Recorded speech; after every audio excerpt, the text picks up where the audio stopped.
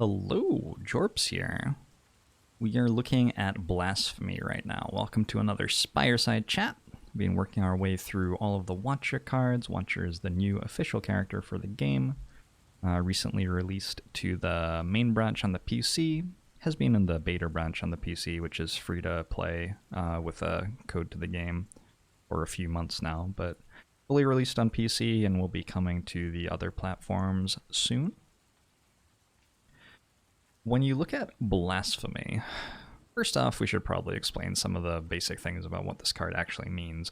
Enter Divinity, that's a stance. So Watcher has three stances: Wrath, Calm, and Divinity. Divinity being the most powerful and most difficult to switch into. So Divinity, it says right on the screen, gives you 3 energy, your attacks deal triple damage, and at the start of your next turn, you will exit this stance. So, right, this is a stance which is incredible at dealing tons and tons and tons of damage. It also gives us energy. One thing that's very important to note is we need to have attacks in our hand to use Divinity because it goes away at the start of our next turn. And so we don't want to use Divinity, and we don't only have to go into Divinity with Blasphemy. There are other ways to do it too. But we don't really want to use Divinity in a hand which doesn't have very many attacks. We could talk forever about Divinity, but that's enough for right now, I think. Die next turn. Well, that doesn't sound great. So thing number one, that goes away in the next fight. So if you end this fight, you won't die on turn 1 of the next fight. That's an important thing to know. Functionally, what this does is it gives you a buff, which will deal you, I believe, 99,999 damage at the start of your next turn. And mechanically, that is exactly what it does, and it's very important to know that that's exactly what it does, because that says what things can prevent this and what things can't prevent this. If you have a buffer charge from, you could get one through Prismatic Shard, or there's also a relic that gives you one. I can't remember its name right now. That's awkward. Fossilized Helix, there you go. Fossilized Helix gives you a buffer charge. If you have one of those, you can play this, and as long as you keep your buffer charge and don't take damage before next turn, it will actually block the 99,999 incoming damage.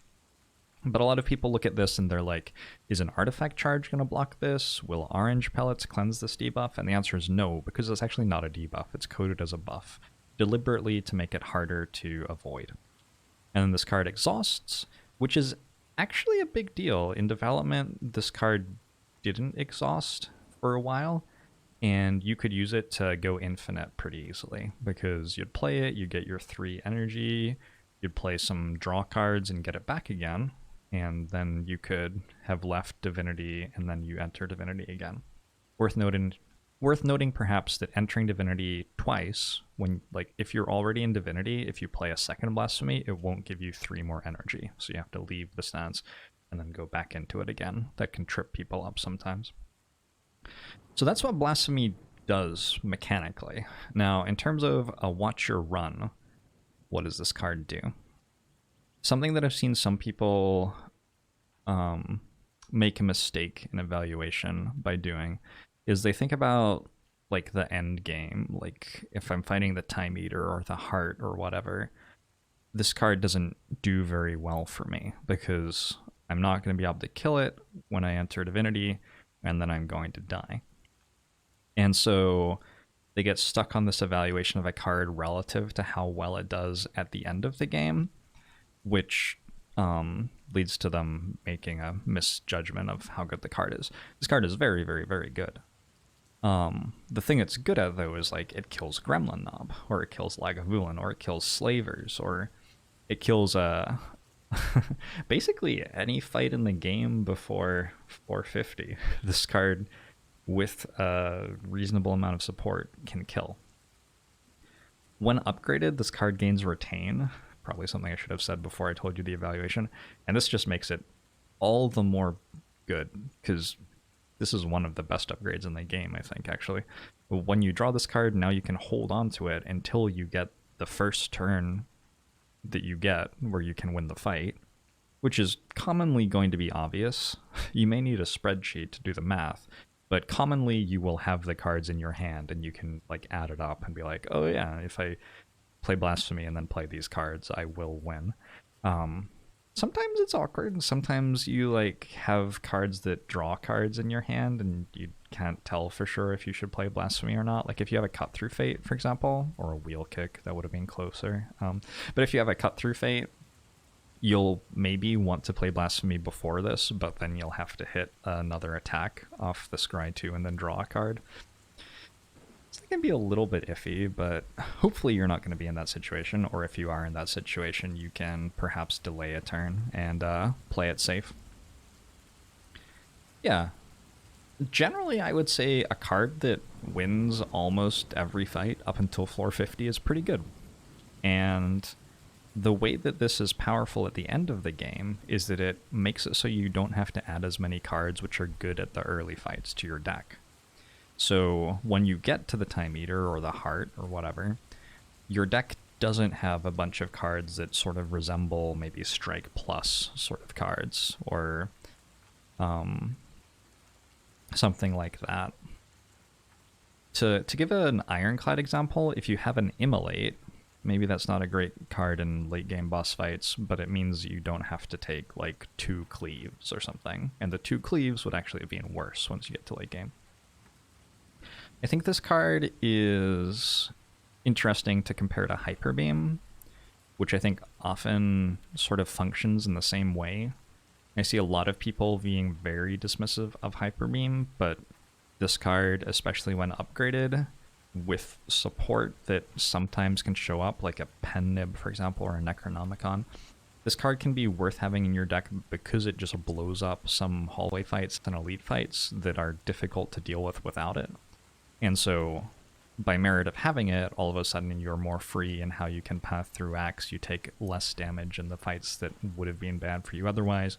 And then once you get to the end of the game, sure, perhaps this card is a curse, which you don't want to play at that stage in the game, but the things that it did to get you as far as you got make up for that. I think Hyper Beam is not incredibly great, but it's something that I'll pick up sometimes. Blasphemy is incredibly great. Blasphemy is like the version of Hyper Beam that's really, really, really good, because the output on Blasphemy is just a lot higher than Hyper Beam.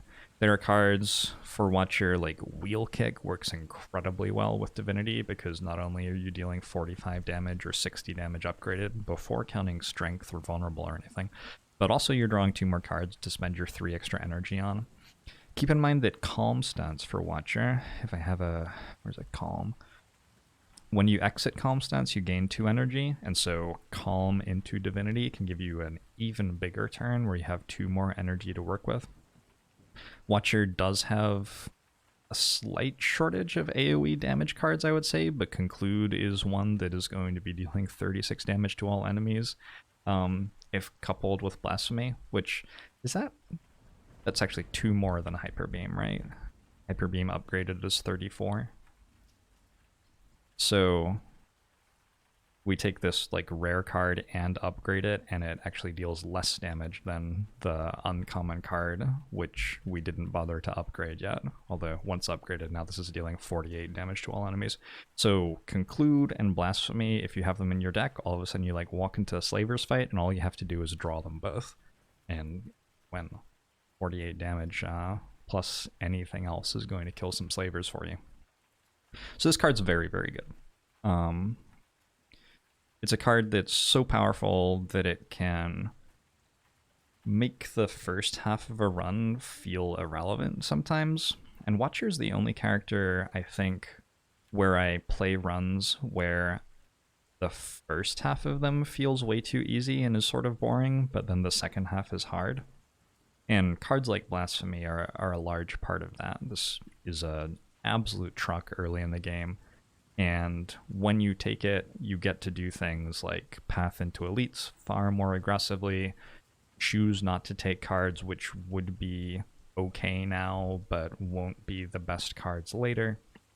Stuff like that. Set yourself up for hopefully some nice late game strategy while your Blasphemy is killing stuff in the hallway fights and elite fights that you're going through right now. All right. So I hope you enjoyed the chat about blasphemy. I'll see you tomorrow for another Spire side chat.